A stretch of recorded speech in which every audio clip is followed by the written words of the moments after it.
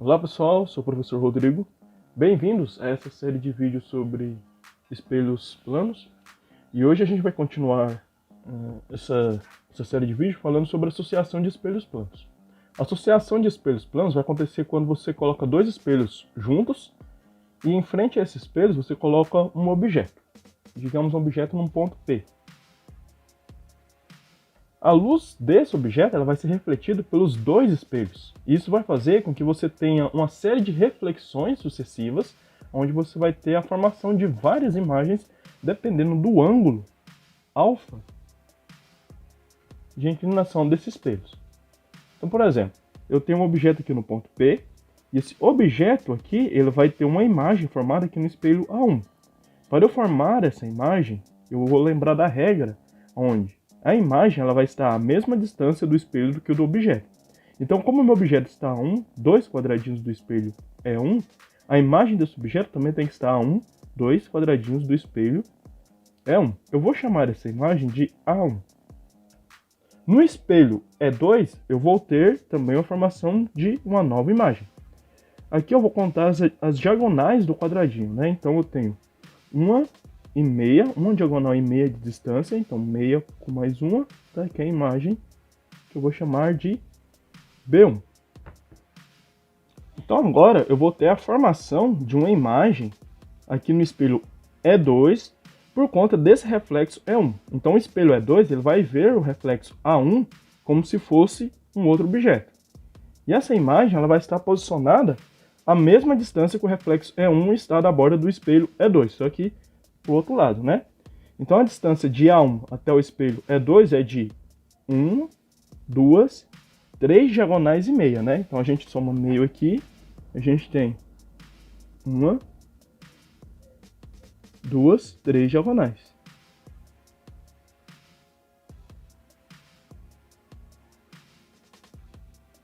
Acabei apagando o B1 aqui sem querer. Então aqui está o B1. Agora, a imagem B1 ela será vista pelo espelho E1 como se fosse um outro objeto. De forma que ela também vai ser formada a imagem, né, B2, aqui atrás do espelho B1. E essa imagem ela vai estar à distância de 1, 2, 3, 4, 5. 1, 2, 3, 4, 5. Então vai estar aqui a imagem B2 bem nessa posição. Pegando o prolongamento aqui de E2, a imagem B2 vai formar uma nova imagem atrás do espelho E2. Então agora o espelho E2 vai ver a imagem B2 como se fosse um novo objeto.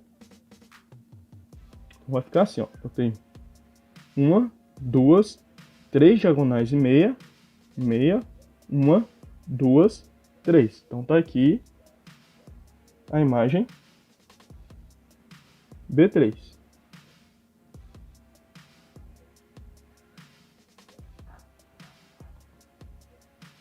Da mesma forma, pegando o prolongamento aqui de E1, né, vou ter a formação de uma imagem em decorrência da imagem E2. Então temos aqui a distância de 1, 2, 3, 4, 5 quadradinhos. 1, 2, 3, 4, 5 quadradinhos. Então vou ter a formação de uma imagem A3 aqui. A imagem A3 vai pegar o prolongamento do espelho E2, né? Essa imagem aqui vai ser pega pelo prolongamento aqui, e assim eu vou ter a formação de uma nova imagem atrás de E2. Essa imagem ela vai estar a uma diagonal e meia, né? Posicionada bem aqui, que eu vou chamar de A4. E da mesma forma, a imagem B3 vai ter uma imagem formada pelo espelho E1, pelo prolongamento do espelho E1. E essa imagem vai estar a posição de 1, 2 quadradinhos atrás do espelho E1. Então, 1, 2, pega aqui 1, 2, então a posição dela vai ser exatamente aqui. Então a imagem B4 vai estar posicionada na mesma posição da imagem A4. Então é assim que acontece a formação de múltiplas imagens, né?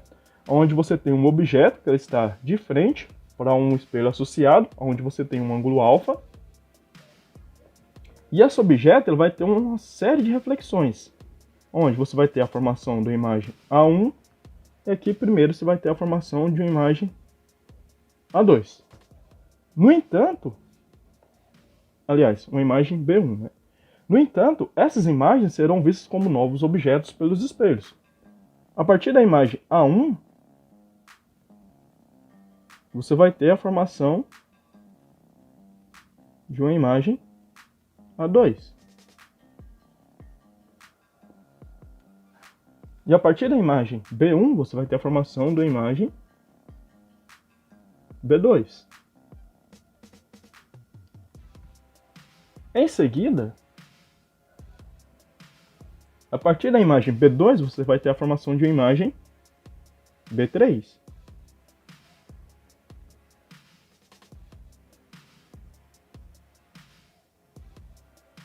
E a partir da imagem A2, você vai ter a formação de uma imagem A3.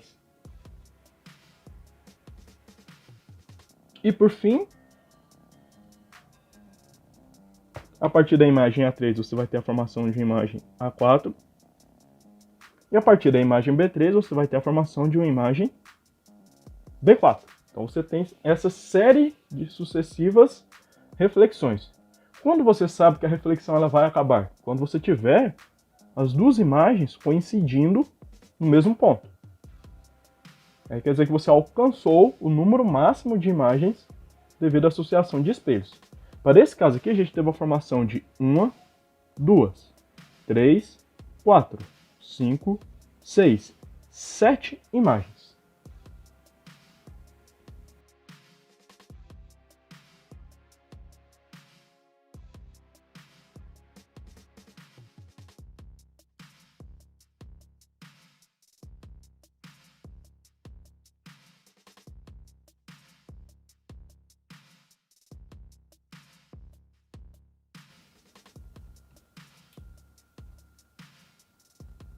Uma forma que a gente tem para a gente calcular o número de imagens é através da seguinte relação. O número de imagens ele será igual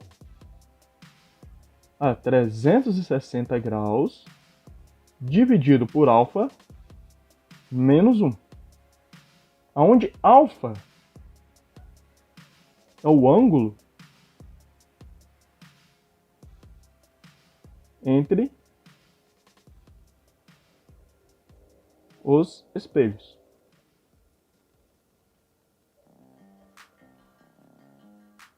E n é o número de imagens.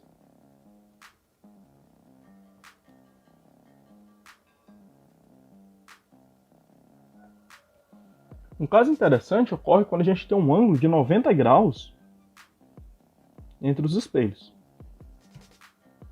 Então vamos ver o que acontece aqui, né? Você tem aqui o nosso objeto no ponto P, e aqui a gente vai ter a nossa imagem A1, a mesma distância que o objeto está do espelho. Aqui a gente vai ter a nossa imagem B1, né? Então o objeto está 1, 2, 3 quadradinhos de distância do espelho é 1. Sendo assim, eu vou ter uma imagem a 1, 2, 3, né? Quadradinhos do espelho. Então está aqui a minha imagem B1. Pegando o prolongamento aqui dos espelhos, a gente vai ter a formação de uma imagem devido a essa imagem aqui A1, e essa imagem vai ser formada aqui no espelho E1.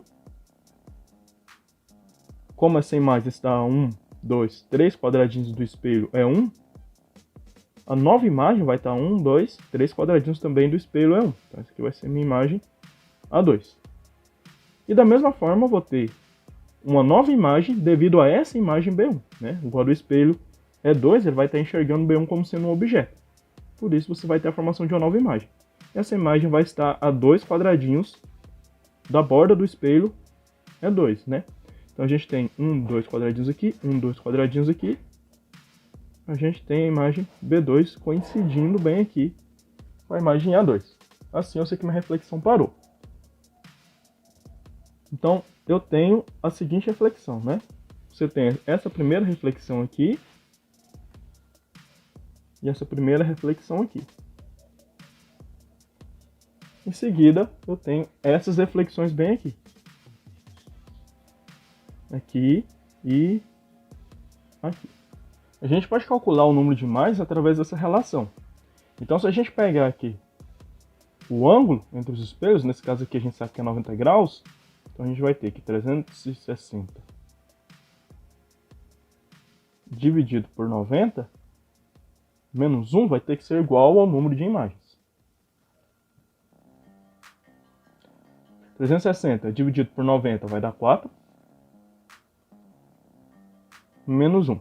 Então o número de imagens será 4 menos 1, o número de imagens vai ser igual a 3. Então aqui eu tenho 1, 2, 3 imagens. Outra característica interessante é com relação à forma da imagem aqui, né? Porque essa primeira imagem A1, ela é revertida, né? É uma imagem enantiomorfa. Ou seja, você vai ter uma representação aqui ao contrário. A imagem B1 também, você vai ter outra imagem enantiomorfa aqui. No entanto, B2 e A2 vão ser imagens normais, porque essa imagem aqui ela já está revertida. Aqui você vai reverter a imagem novamente. Aqui a imagem já está revertida, aqui você reverte ela novamente. Então aqui você vai ter uma imagem normal.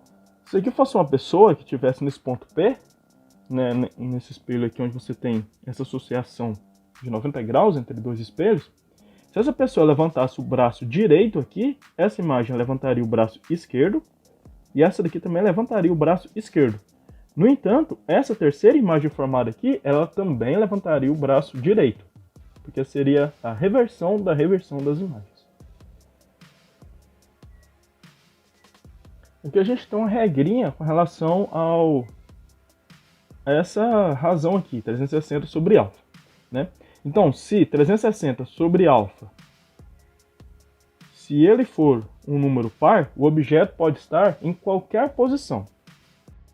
Então, se esse número for um número par, o objeto ele pode estar em qualquer posição, ou seja, esse número P pode estar em qualquer região aqui. No entanto, se 360 sobre alfa for um número ímpar, se agora a gente vê um número ímpar, o objeto deve estar no plano bissetor do ângulo alfa. O que seria o plano bissetor? Se aqui você tem o seu ângulo alfa, o plano bissetor ele é a região onde você tem uma reta que corta o ângulo alfa no meio. Então o objeto deveria estar num ponto, em qualquer ponto, bem aqui no meio, né? Então sempre você vai olhar essa relação aqui. Se 360 sobre alfa for um número ímpar, o objeto tem que estar necessariamente em uma posição sobre essa reta aqui. Se for um número par, o objeto pode estar em qualquer posição.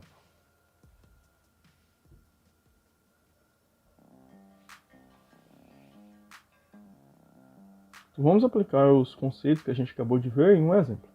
Então, nesse exemplo aqui, ele diz o seguinte: com 3 pinguins colocados entre 2 espelhos planos fixos, um diretor de cinema consegue uma cena onde são vistos, no máximo, 24 pinguins. Qual é o ângulo alfa entre os espelhos? Então aqui a gente já tem nosso esquema, né? Onde eu tenho os espelhos E1 e E2. E aqui no ponto P serão posicionados os pinguins. E esses espelhos eles estão inclinados com relação ao outro, um ângulo de 90 graus.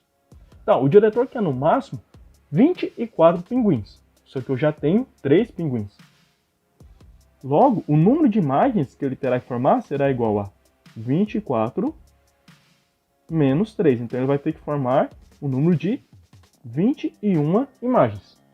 Só que eu tenho 3 pinguins para formar 21 imagens. Logo, cada pinguim terá que formar um número total de 7 imagens.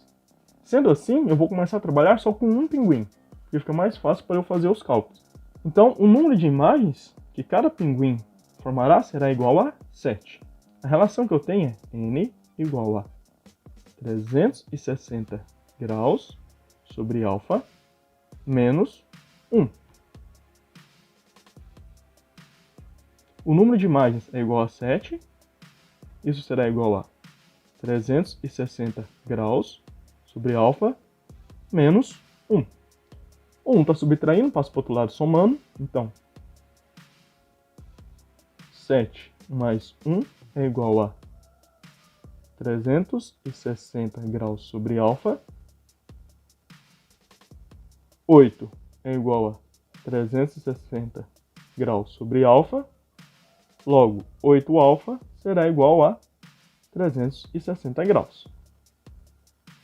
Passando o alfa por outro lado, dividindo, eu tenho que alfa será igual a 360 sobre 8, de forma que alfa será igual a 45 graus.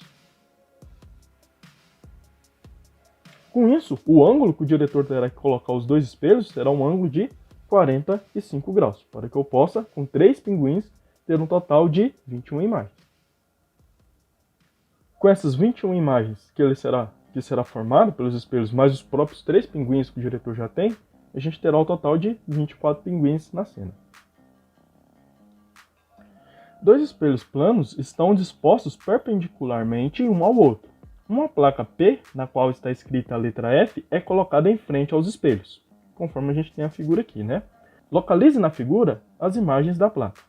Então o que vai acontecer? Eu tenho minha placa P aqui e eu vou ter as imagens formadas nos espelhos. Aqui a gente sabe que o ângulo é de 90 graus, né?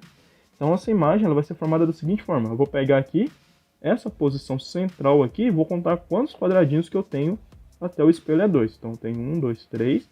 Então a imagem vai ser formada bem aqui, ó. 1, 2, 3, bem aqui.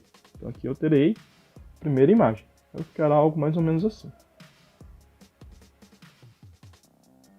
Para o espelho E1, eu tenho 2 quadradinhos de distância, então a minha imagem será formada bem nesse vértice aqui, ó, a 2 quadradinhos de distância do espelho.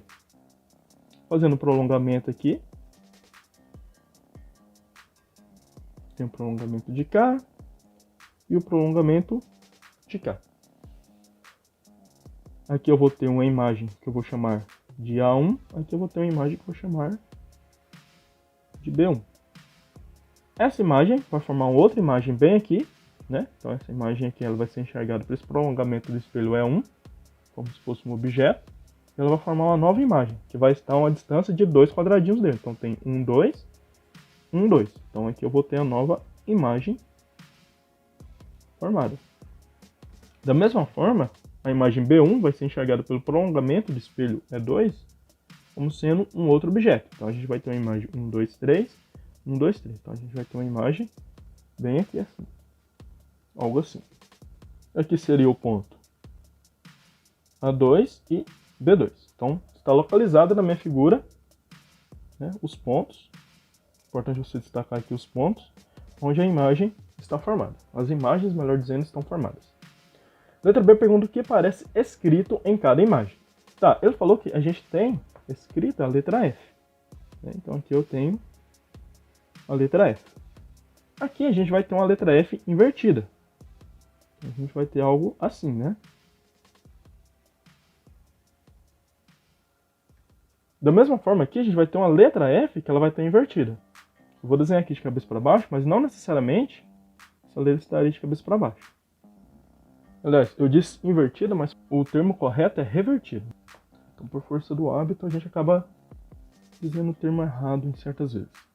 Então, aqui, a gente vai ter uma reversão da reversão para o A1 e uma reversão da reversão para o B1. Então, aqui eu terei a imagem da letra F de forma convencional. Então, as respostas seriam essa representação e, por fim, essa representação.